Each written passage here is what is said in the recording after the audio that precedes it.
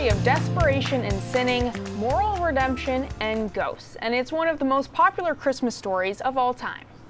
A Christmas Carol by Charles Dickens was first published on this date in 1843. Charles Dickens drew from his own experience and observations to write that story.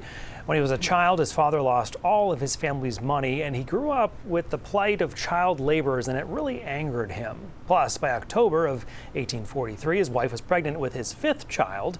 His publishers frustrated by his sales, so Dickens set to work and wrote this story in 6 weeks, and readers took to the story immediately.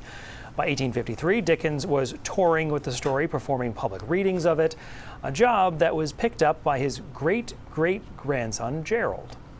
Because it's material that has been done in so many ways by so many artists. It has. And because it's been done so many ways and in so many formats, I thought the best way is to go back to the book.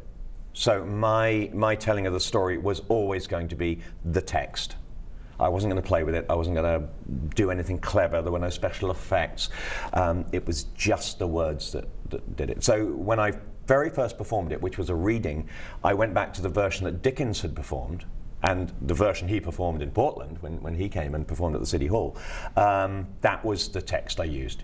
And that was the starting point. And I've built on that myself, making my own adaptation since, but that's still the core of it. We should just follow up on that. Charles Dickens did a lot of speaking tours. Went all over Europe, all over the United States, and he came to Portland, Maine, and spoke. Absolutely, yeah. He absolutely did. In the old City Hall, it's on the same site, but not the building that's there now.